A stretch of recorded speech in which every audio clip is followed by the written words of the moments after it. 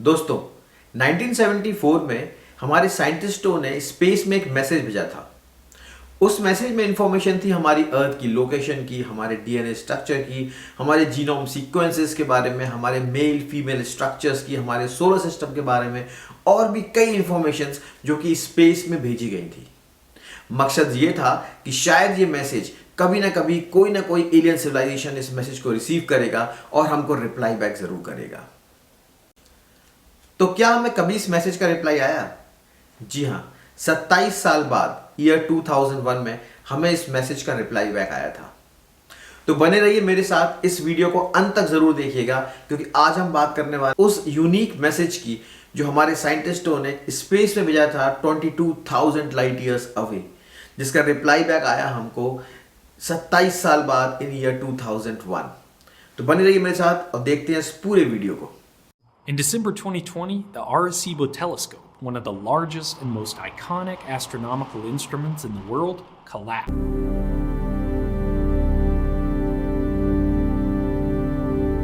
1 दिसंबर 2020 को space world और scientist के बीच में एक दुख की लहर दौड़ जाती है क्योंकि उस दिन एरिसेबो रेडियो टेलीस्कोप कोलैप्स हो जाता है। एरिसेबो रेडियो टेलीस्कोप पिछले 57 ईयर्स से हमारे साइंटिस्ट्स की हेल्प कर रहा था स्पेस को एनालाइज करने में, और 1 दिसंबर को वो एंटीना कोलैप्स हो गया। वो एंटीना इसलिए भी इंपॉर्टेंट था क्योंकि वो अर्थ का लार्जेस्ट सिंगल एपर्चर टेलीस्कोप था जिसका एपर्चर 306 मीटर्स था। अंटिल 2016 में जब चाइना ने सिंगल एपर्चर टेलीस्कोप लॉन्च किया जिसका एपर्चर 500 मीटर्स था। लेकिन एरिसेबो कई मायनों में बहुत इंपॉर्टेंट था क्योंकि वो 57 ईयर्स से स्पेस को सर्व कर रहा था। पर एरिसेबो इतना इंपॉर्टेंट क्यों था? एक्चुअली एरिसेबो रेडियो एंटीना में एक रेडार लगा हुआ था, and because of that radar it has the capability of bounce back the signals which were coming from planets and asteroids. और जो बाउंस बैक सिग्नल्स हमारे साइंटिस्ट को मिलता था उनके डेटाबेस में, उस सिग्नल्स को एनालाइज किया जाता था to study the space, the planets, the asteroids which are coming towards Earth and which are nearby to the Earth, and not only nearby but far from the Earth, which can impact Earth in any ways. And that's the reason Arecibo was very important for the research of planet and the space. Arecibo से आने वाला data इतना important था, ये आप इस बात से जान सकते हैं कि कुछ सालों पहले तक, एरिसेबो के आने से कुछ सालों पहले तक हम ये माना करते थे कि मर्क्यूरी सन को रोटेट करता है because it is locked in a tidal way. But Arecibo से आने वाले डेटा को जब साइंटिस्टों ने एनालाइज किया, देन दे रियलाइज कि mercury actually resonates sun with 3:2 resonance. वो एक डिफरेंट टाइप का रोटेशन है जो मर्क्यूरी सन के साथ करता है, and that data could be analyzed only because of the information what we received from the bounce back signals from Arecibo radio antennas. पर आप ये सोच रहे होंगे कि मेरे इस वीडियो का टाइटल कुछ और था और मैं यहाँ पे एरिसेबो एंटीना की बात क्यों कर रहा हूँ? तो वो मैं इसलिए कर रहा हूँ क्योंकि 1974 में इसी एरिसेबो एंटीना की मदद से हमने वो मैसेज स्पेस में भेजा था जो कि डिस्क्राइब करता था ह्यूमन एग्जिस्टेंस की, जो कि इंफॉर्मेशन शेयर करता था अर्थ के एग्जिस्टेंस की इस पूरे यूनिवर्स के साथ। इसीलिए एरिसेबो एंटीना का एक्सप्लेनेशन बहुत इंपॉर्टेंट हो जाता है इस वीडियो में। जो मैसेज एरिसेबो एंटीना के थ्रू भेजा गया था यूनिवर्स में, that message actually travel with the speed of light, and उस मैसेज को डिजाइन किया गया था 22,000 लाइट ईयर्स दूर तक ट्रेवल करने के लिए। That was the message which was thrown with help of Arecibo antenna in 1974.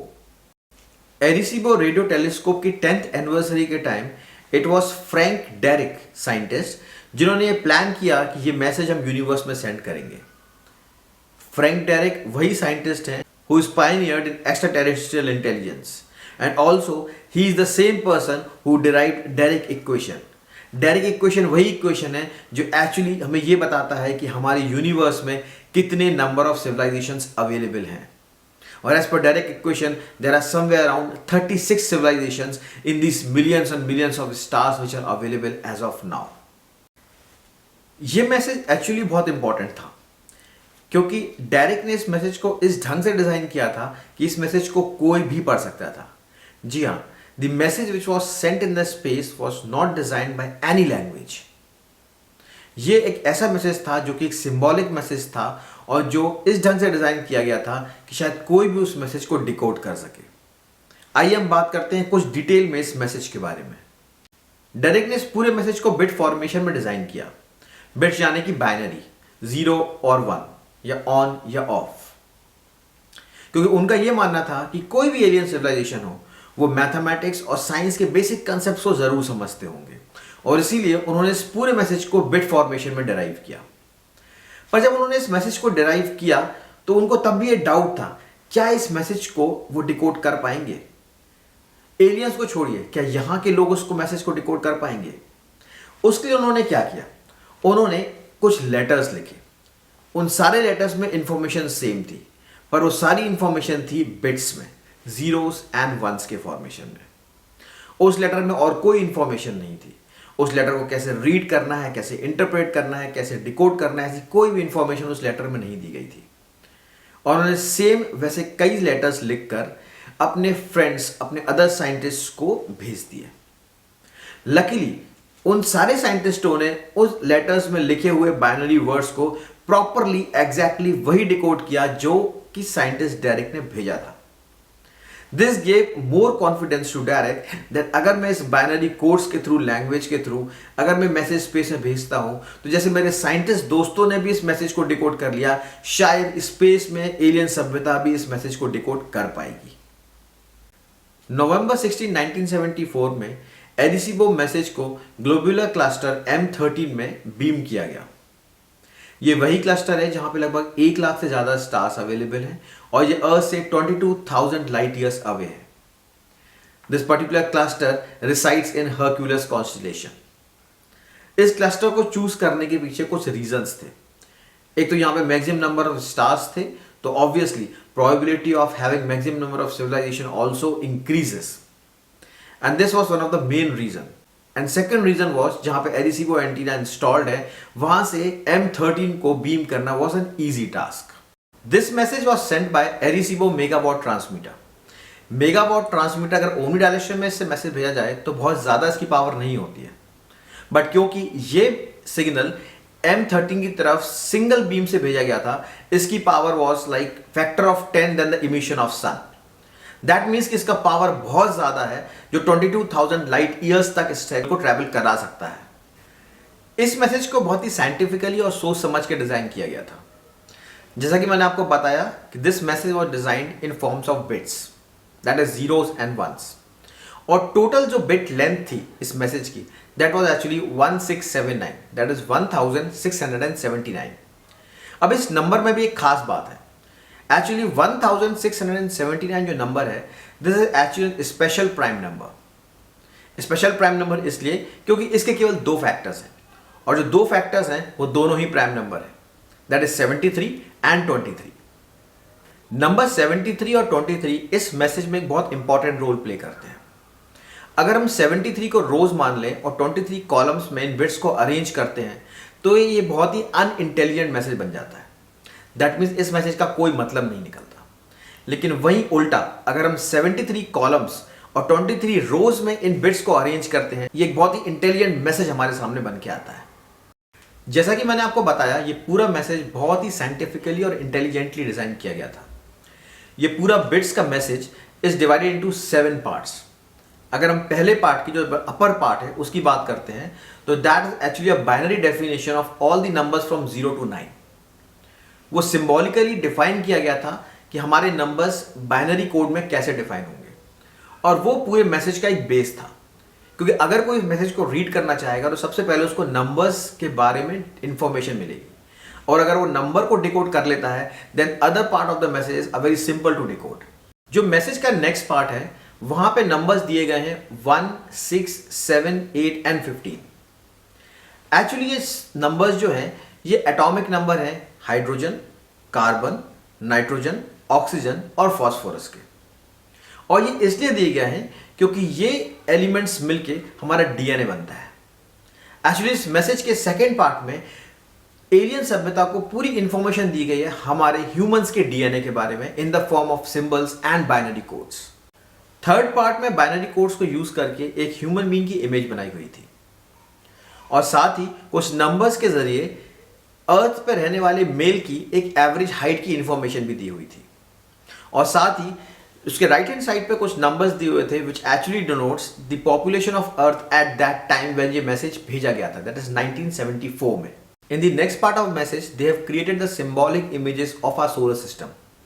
जी हाँ, उन्होंने बाइनरी कोड्स को यूज करके हमारे पूरे 9 प्लैनेट्स के नेम और यही बताया था कि ये मैसेज अर्थ से गया है।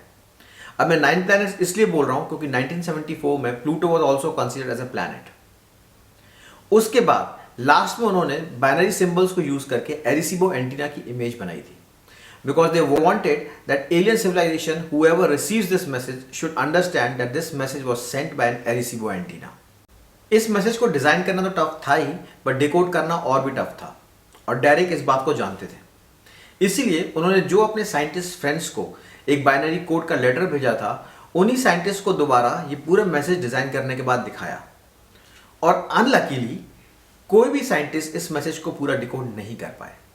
बट यस, साइंटिस्ट अपने अपने स्पेशलाइज्ड फील्ड के पार्ट को डिकोड जरूर कर पाए, और डेरिक के लिए इतना सफिशिएंट था। ही वांटेड दैट जो भी एलियन सिविलाइजेशन इस मैसेज को रिसीव करे, at least some part of this message they should be able to decode, and that was important for him. Scientist were really not sure कि उन 100,000 stars में कोई alien civilization उस मैसेज को receive करेगी और हमको रिप्लाई बैक करेगी।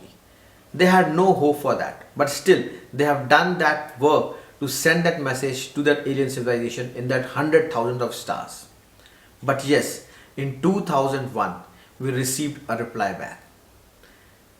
Chilabolt radio station पर एक crop circle बनता है, which was actually a reply to the message which was sent in 1974, that is 27 years back, through an Arecibo antenna to those 100,000 of stars. Chilbolton radio station के पास जो crop circle बनता है, that was actually an exactly copy of Arecibo message which was sent in 1974। But yes, जो numbers थे, जो binary digits थे, they always changed and in a different formation. वहीं जो ह्यूमन बीइंग की इमेज जो बाइनरी कोड से बनाई गई थी, that was in a form of aliens. जहां कुछ लोग इस बात को सेलिब्रेट करना चाहते थे कि we received a reply from an alien civilisation, वहीं majority of scientist were not agreed to that. Scientist के हिसाब से 100,000 ऑफ स्टार्स तक इस मैसेज को पहुंचने में लगभग 22,000 लाइट ईयर्स लगेंगे, और वहीं अगर ये मैसेज फॉर एग्जांपल किसी एलियन सिविलाइजेशन को मिल भी जाता है, तो इस मैसेज को वापस आने में भी 22,000 लाइट ईयर्स लगेंगे। That means somewhere around 44,000 light years. Human civilization की कई पीढ़ियां गुजर जाएंगी, तब इस मैसेज का रिप्लाई हमको मिलेगा। And the crop circle which was created और which was received at Chilabolt radio station was nothing other than an art created by an artist who was excellent in his art. अगर आप crop circles के बारे में थोड़ा भी जानते हैं और आपने थोड़ी भी रिसर्च की है, तो आप उसके बारे में पढ़ के देख सकते हैं। क्रॉप सर्कल्स को लेके कई प्रैंक्स पहले भी हो चुके हैं। साइंटिस्ट कम्युनिटी ने इस क्रॉप सर्कल को भी एक प्रैंक ही माना, पर हमारा एरिसीबो मैसेज आज भी M13 की तरफ बढ़ा चला जा रहा है, और ये अगले 22,000 लाइट ईयर्स तक ये मैसेज ट्रैवल करेगा। हो सकता है इन 22,000 लाइट ईयर्स में कोई ना कोई सिविलाइजेशन इस मैसेज को रिसीव करे और हमें रिप्लाई बैक करे अपने एक प्यारे से मैसेज से। हो सकता है उस दिन हम ये जान सकें कि और कितनी एलियन सिविलाइजेशन इस हमारे ब्रह्मांड में, इस हमारे यूनिवर्स में प्रेजेंट है। Till then, bye bye and good luck. दोस्तों, मेरा मकसद मेरे वीडियोस के थ्रू आपको मोर एंड मोर इन्फॉर्मेशन, और वो भी इंटेलेक्चुअल इन्फॉर्मेशन लाने की कोशिश रहती है। मैं टॉपिक्स को ढूंढता हूँ, उन पर रिसर्च करता हूँ और फिर उन वीडियोस को शूट करता हूँ। इसके पीछे मेरी बहुत मेहनत लगती है, और मैं आपसे केवल इतनी गुजारिश करता हूँ कि please like, comment and subscribe this channel. आपका एक लाइक मुझे मोटिवेट करता है to research more and bring more and more content for you. And I request, अगर आपको इन वीडियोस में कोई भी कमियां लग रही हैं, and if you want me to bring something more, आपके पास कोई टॉपिक है जिस पे आप चाहते हैं कि मैं रिसर्च करूं, please do comment in the comment section and let me know, because I want to work with you, I want to interact with you and bring more and more intellectual content for you. Till then, bye bye and good luck.